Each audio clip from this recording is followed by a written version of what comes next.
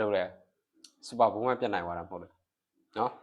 ကျွန်တော်ထင်တဲ့အတိုင်းပဲဘောင်စင်အားကောင်းတဲ့စူပါဘုံမှာပြတ်နိုင်သွားတယ်တစ်ဖက်ပြိုင်ဘက်ရတယ်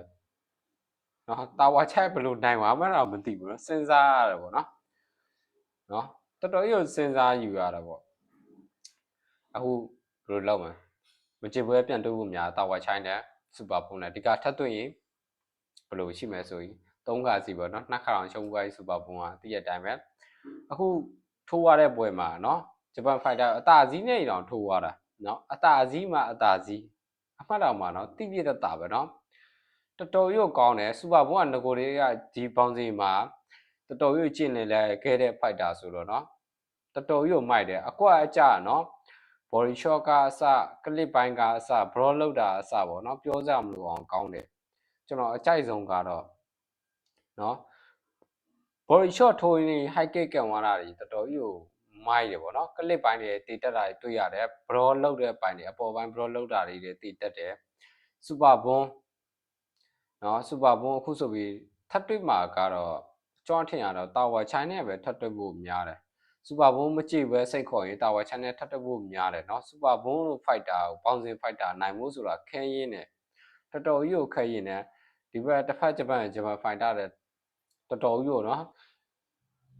တာဝါချိုင်းနဲ့ထိုးထားတဲ့လက်တီရောမဟုတ်ဘူးတော့ခံစားရတာเนาะမဟုတ်ဘူးတော့ခံစားရတာလုံးဝကြီးကိုပါဝါမထွက်တာတွေတွေ့ရတယ်ပေါ့เนาะတော်တော်ကြီးကိုရင်းဖြစ်တယ်ပေါ့เนาะဒါမှမာကုံတော့တော်တော်ကောင်းတယ်မထင်မှတ်ထားအောင်လုပ်တယ်ပေါ့เนาะစူပါဘုံရဲ့ကန်ချက်တွေထိုးချက်တွေရတော်တော်ကြီးကိုကောင်းတယ်เนาะတစ်ဖက်ပြိုင်ဘက်ကိုလုံးဝအနေထားကိုလုံးဝထိုးလို့မရအောင်လုပ်ရတယ်နောက်တိတိကျဖြတ်လက်တော်လက်မှုရှိတာတွေတွေ့ရတော်တော်ကြီးကိုမြန်တယ်ပေါ့เนาะစူပါဘုံကသူ့ထိုးလိုက်ပြီးတော့ဖက်ခဏဆိုကောင်တာလိုက်စားတာတွေအားရစရာပေါ့เนาะဒီနေ့ကတော့ဆရာကြီးများတွေရှုံမဲ့နေလို့တော့ပြောလို့ရတယ်เนาะစူပါဘုံနဲ့ဂျပန်ဖိုက်တာအများတော့ထင်မှာပဲဂျပန်ဖိုက်တာပဲနိုင်မှာပေါ့เนาะဒါနာမည်တော့ကျွန်တော်မပြောတော့ဘူးဂျပန်ဖိုက်တာပဲနိုင်မယ်လို့လူတိုင်းထင်ကြတယ်ပေါ့เนาะတည့်ရတိုင်းပေါဝါကောင်းတယ်ကန်ကြအားကောင်းတယ်တကယ်ကြတော့ဘောင်စင်စနစ်ကထိုးလေးထိုးစားရှိတဲ့ကောင်ပဲဆွဲသွားပါတော့เนาะတော်ယူကောင်းပါတယ်ဒီနေ့ကတော့အကြိုက်ဆုံးယူကီအကြိုက်ဆုံးပဲ